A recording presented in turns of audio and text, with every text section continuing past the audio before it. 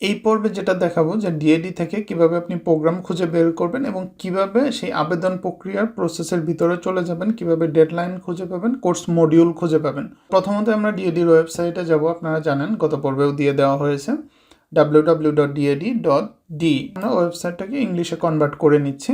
এখন এই ওয়েবসাইট থেকে আমি ইন্টারন্যাশনাল প্রোগ্রামটা খুঁজে বের করব। সো এখানে আপনারা দেখতে পাচ্ছেন ইন্টারন্যাশনাল প্রোগ্রামস। সো এখানে ক্লিক করব। ক্লিক করার পরে আমার যে সার্চ ফিল্ডটা চলে আসলো, এই সার্চ ফিল্ডটা ইউজ করে আমার যে এক্সপেক্টেড যে প্রোগ্রাম, যেটাতে আমি জার্মানিতে আসতে চাচ্ছি, হায়ার স্টাডি করতে চাচ্ছি, আমার কেরিয়ার বিল্ড আপ করতে চাচ্ছি, সেই টার্গেটেড প্রোগ্রামটা এখান থেকে খুঁজে বের করতে হবে। সার্চ ফিল্ডে আমি লিখবো ইলেকট্রিক্যাল ইঞ্জিনিয়ারিং। আপনারা দেখতে পাচ্ছেন অলরেডি চলে আসছে। সো এখান থেকে আমি ইলেকট্রিক্যাল ইঞ্জিনিয়ারিং নিয়ে নিচ্ছি। আপনার যে গোল, সেই গোল অনুসারে এখান থেকে কোর্স টাইপটা আমি মাস্টার্স চুজ করতেছি। সো কোর্স ল্যাঙ্গুয়েজ আমি অবশ্যই ইংলিশ চুজ করবো। আর যদি আপনাদের কারো জার্মান B2 C1 লেভেল থাকে, তারা হয়তো জার্মান ল্যাঙ্গুয়েজের কোর্সগুলো খুঁজতে পারেন। আর ফিল্ড অফ স্টাডি আমি অবশ্যই ইঞ্জিনিয়ারিং দেবো। তারপর আমি এখানে সার্চ করব। সার্চ করার পরে এখানে আপনারা দেখতে পাবেন যে অনেকগুলো প্রোগ্রামই চলে আসবে। সেই প্রোগ্রাম থেকে আপনার যেটা টার্গেট, হয়তো অনেকে ইলেকট্রিক্যাল ইঞ্জিনিয়ারিংয়ে পড়বেন, অনেকে হয়তো ইলেকট্রিক্যাল অ্যান্ড আইটিতে পড়বেন, অনেকে হতে পারে এমবেডেড সিস্টেমে পড়বেন, মেকাট্রনিক্সে পড়বেন। সো এটা টোটালি আপনার উপরে। সেন্সর টেকনোলজিতে পড়তে পারেন, কারণ ইলেকট্রিক্যাল ইঞ্জিনিয়ারিংটা এটা হলো খুবই ভাস্ট একটা সেক্টর। পাওয়ারে পড়তে পারেন। সো এখানে অনেক প্রোগ্রামই আছে, আমরা হয়তো সবগুলো ধরে ধরে দেখাতে পারবো না। আমি দুইটা এক্সাম্পল দেখাবো। যেমন এখানে হয়তো এটা দেখাতে পারি, ইউনিভার্সিটি অফ জিগেন ইলেকট্রনিক্স ইঞ্জিনিয়ারিং।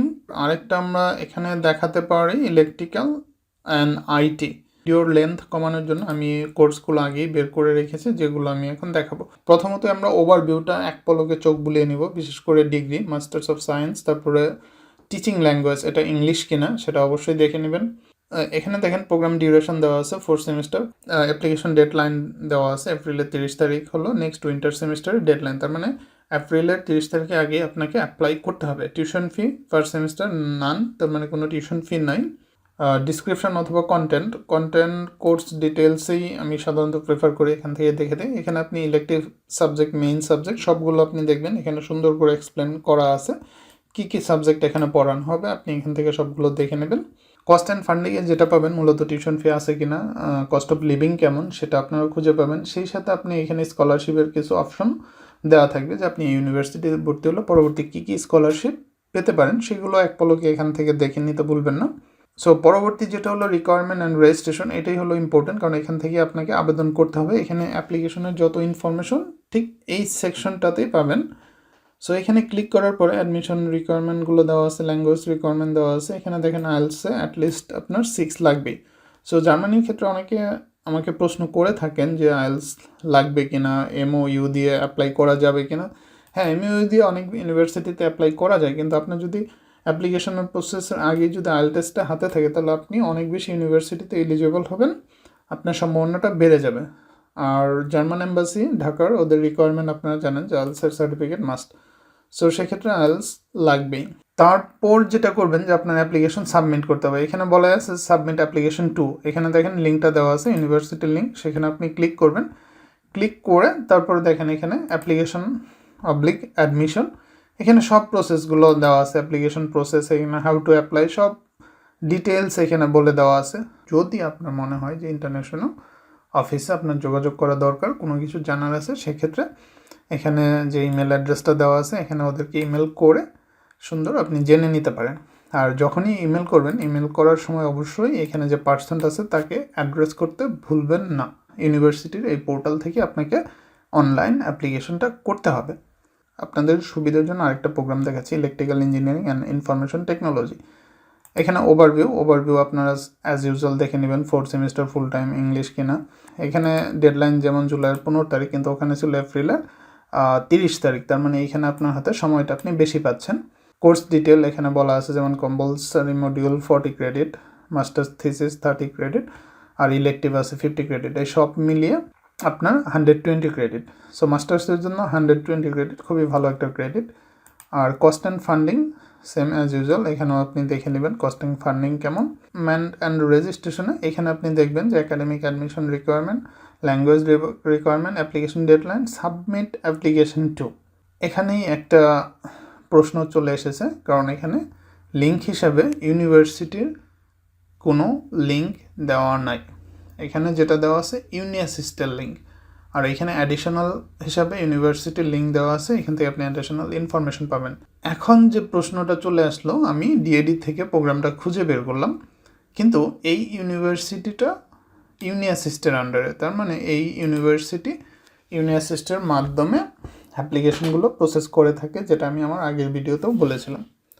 তাহলে আপনাকে কি করতে হবে, এখন ইউনিঅ্যাসিস্টের পোর্টালে যেতে হবে। ইউনিঅ্যাসিস্টের পোর্টালে গিয়ে এখানে রেজিস্ট্রেশন করতে হবে, যেটা আমি পরবর্তী ভিডিওতে আমি দেখাবো যে কীভাবে ইউনিঅ্যাসিস্টে আপনি রেজিস্ট্রেশন করবেন, ইউনিঅ্যাসিস্টে কীভাবে অ্যাপ্লাই করবেন। ইউনিঅ্যাসিস্ট নিয়ে A to Z আমি নেক্সটের ভিডিওতে বলবো। সো আপনার অনেক টার্গেটেড প্রোগ্রাম আপনি দেখবেন যে অ্যাট দ্য এন্ড যখন সাবমিট অ্যাপ্লিকেশন 2তে আসবেন, এখানে ইউনিঅ্যাসিস্ট থাকবে। আর আপনারা জানেন যে আমি গত ভিডিওতেও বলেছি ইউনিঅ্যাসিস্ট ফ্রি নয়, 75 ইউরো পে করতে হয় প্রথম একটা ইউনিভার্সিটিতে অ্যাপ্লাই করার জন্য, আর পরবর্তী সব ইউনিভার্সিটির জন্য 30 ইউরো করে পে করতে হয়। সো এখানে আমরা ডিএডি থেকে দুইটা প্রোগ্রাম দেখালাম, একটা সরাসরি ইউনিভার্সিটির পোর্টালে গিয়ে আপনি অ্যাপ্লিকেশন করতে পারতেছেন, আর দ্বিতীয়টা হলো ইউনিঅ্যাসিস্টের আন্ডারে। সো যখন আপনার এই অ্যাপ্লিকেশন প্রসেসগুলো কমপ্লিট হয়ে যাবে, যখন অ্যাপ্লিকেশনটা আপনি সাবমিট করে দেবেন, তখন ওখানে ওই অ্যাপ্লিকেশন ফর্মে টোটাল লিস্টটা দেওয়া থাকবে, মানে আপনার কি কি ডকুমেন্ট আপনাকে পাঠাতে হবে, সেই ডকুমেন্টগুলো সাইন করে, আর ফার্দার যে ডকুমেন্টগুলো চাওয়া হবে আপনার সার্টিফিকেট, মার্কশিট, সেগুলো আপনার নোটারাইজ করে সব ডকুমেন্ট একসাথে করে জার্মান ইউনিভার্সিটির যে অ্যাড্রেস দেওয়া থাকবে, যেমন এখানে জিগেনের যে অ্যাড্রেসটা দেওয়া আছে সেই অ্যাড্রেসে পাঠিয়ে দিতে হবে, আর যে পার্সনকে অ্যাড্রেস করতে হবে সেটা পার্সনের নামটাও দেওয়া আছে। সো আপনি এইখানে ফলো না করলেও হবে, যখন অ্যাপ্লিকেশন সাবমিট করবেন সেখানেও ডিটেলস অ্যাড্রেস লাস্ট পেজে দেওয়া থাকবে এবং ডিটেলস চেকলিস্ট দেওয়া থাকবে কী কী ডকুমেন্ট পাঠাতে হবে।